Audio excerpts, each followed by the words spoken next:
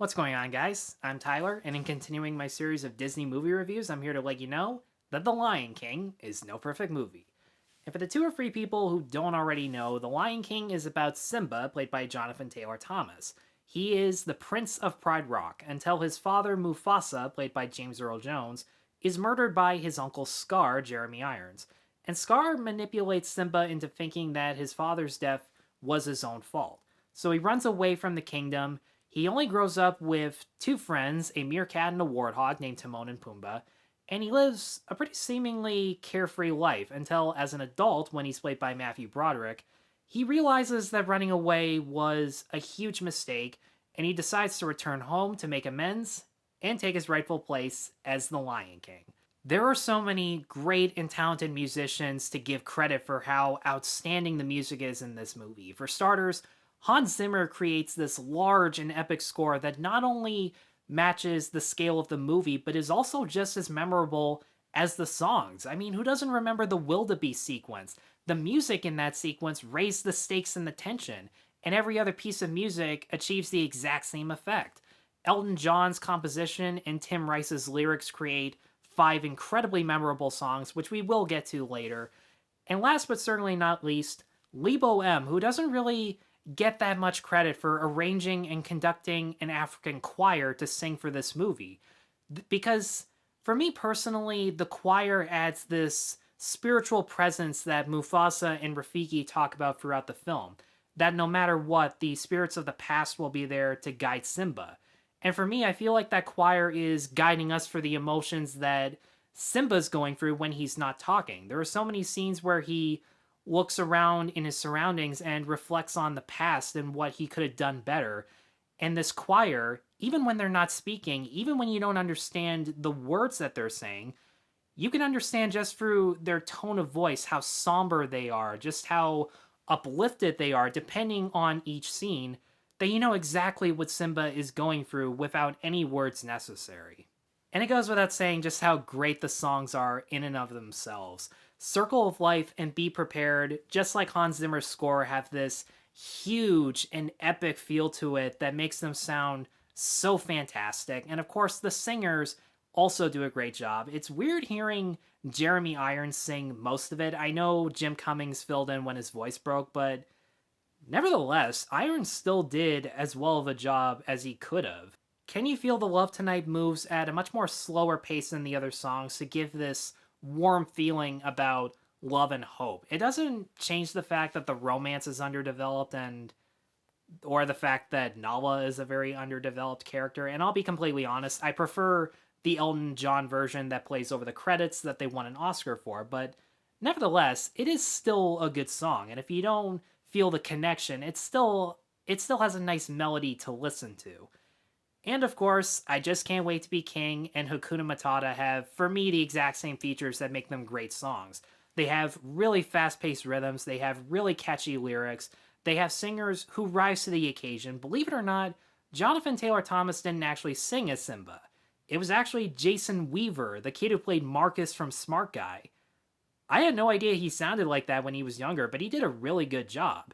And of course, Nathan Lane and Ernie Sabella as Timon and Pumbaa, they add a lot of comedic chemistry when they sing Hakuna Matata. They practically sell it throughout the whole thing. Now on to the animation and its directors, because the movie was actually a directorial debut by veteran Disney animators, and I'm going to see if I get their names right. Roger Allers, L.A., I'd look up these pronunciations, but usually when I do, they turn out wrong anyways. He's only made 2 feature films and 1 short film ever since. That short was Little Match Girl, and the features were Open Season and The Prophet. So he hasn't really done that much since. And the other one, let's see, Rob Minkoff has done a lot of features, but with different traits. After Lion King, he actually made the 2 Stuart Littles. He made Haunted Mansion, Forbidden Kingdom.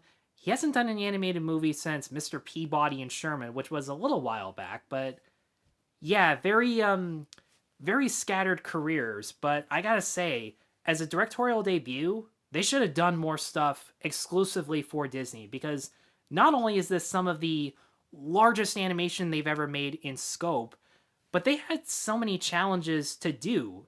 Disney animators are not used to drawing characters on all fours. That was a challenge for them. And to follow these characters around, they had to draft longer takes of the characters, which actually feel very seamless because that sweeping camera motion that computer software was able to accomplish with animation, this was the movie where they really started to showcase that. Because with Rescuers Down Under and Beauty and the Beast, they were still kind of experimenting with it, and they were saving the camera movements for scenes that really needed it. But because The Lion King is already so huge in scale, they had a lot more opportunities to use so many different camera pans, zooms out, or the pull zoom from Jaws where the background goes backward but the character goes forward. That was a really good effect. And that wildebeest sequence itself, where they had to insert hundreds of wildebeest digitally, shade them and render them to look like hand-drawn characters, have them scattered all over the place because they're a wild herd. That was done by 5 people who were specifically trained in certain animation techniques. And the sequence is only 2.5 minutes long. That sequence took 2 years to do. That's dedication, and that dedication really goes to show because the animation is some of Disney's best. I keep saying that a lot, but I'm fucking serious when I say it now. And where do I even start with on the characters in this movie? Because there are so many. Obviously, Timon and Pumbaa are the most memorable, and for the most part, they still hold up in terms of their comedic chemistry. But upon rewatch, the characters that I actually laughed at more often were Rowan Atkinson as Zazu, because, yeah, Mr. Bean was Zazu the entire time. And especially Whoopi Goldberg, Cheech Marin, and Jim Cummings as the hyenas. I fucking love these guys. I love how they just take so much joy out of playing vicious and sinister predators. And their timing and delivery is done so well that you actually laugh along with them, even though they're the villains. And I wouldn't be talking about The Lion King without talking about James Earl Jones as Mufasa. I always remembered him being this bold, strong, and wise leader because Jones has a commanding voice and he uses it as much as he possibly can. And there were 2 things that I actually forgot about until I rewatched it yesterday. One was just how brave he was to talk about really tough things with his son. He wasn't afraid to talk about how death is actually a necessary part of life for other creatures to survive. And the other thing that I didn't realize was that even though he is bold and strong and can be a little strict and stern sometimes, he still has this playful everyman personality that he takes advantage of whenever he can, and it makes him still seem like an average, fun, and just lovable dad. But the heart of the movie of The Lion King, of course, is Simba. Jonathan Taylor Thomas, when he's a kid, does a really good job at switching back and forth from being innocent and naive to feeling depressed and afraid. He's really good at the more somber moments once he realizes that Mufasa's dead. That scene just gave me chills. I thought I was going to tear up, and I probably did when I was a kid, because, for God's sakes, the movie showed the body. And I think that's the main reason that I enjoyed Simba a lot more as a kid. Nothing against him as an adult. Matthew Broderick does good. His softer, more lower-pitched voice do kind of make him come off as being carefree and innocent when really he's still hiding the fact that he is still traumatized and has a lot on his plate.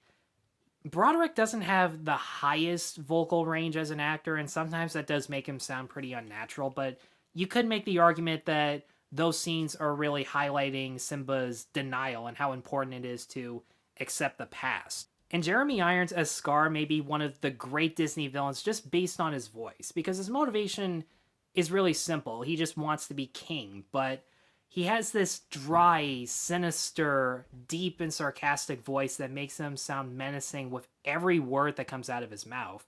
And of course, the characteristics of him being so willing to manipulate a kid and know just how to manipulate a kid. It doesn't matter about the logic of Mufasa dying. All you have to do is suggest it to this kid and he'll stop rationalizing it and just start thinking about, what if it is my fault? What does that happen to me? What does that happen to my family members? It gives all these other questions for him to focus on that it really messes around with him. That's how smart of a villain Scar is, and it's really creepy to see someone do that to a child. Now, that having been said, the logic about Simba accepting the past didn't always make sense. Even as a kid, I didn't really follow it. Because Simba runs away because he thinks that he killed Mufasa. He doesn't run away because Mufasa died, because he still has his mother. He still has Nala to take solace in if that's the case. But when he comes back to Pride Rock, he takes Rafiki's advice. He stands his ground and he goes, I'm responsible. I am sorry.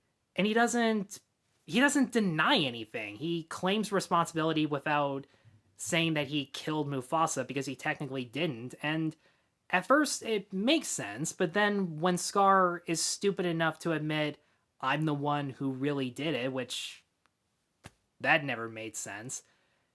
I just sat there and I'm like, well, okay, if that's the case, then what past actions are Simba confronting? If Mufasa's death in and of himself isn't what he's facing up to in the past, and if he's wholly innocent of what he thought he was guilty of, then what is Simba trying to learn?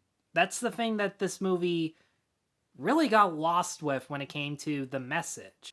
And if everything else about this movie wasn't as great as it was, Simba's arc would be a major flaw. But everything great about The Lion King is absolutely fantastic. The animation, the scope of the movie, the songs, the score, the voice actors, everything else is so top-notch. It does exactly what you would expect from a Disney movie to do.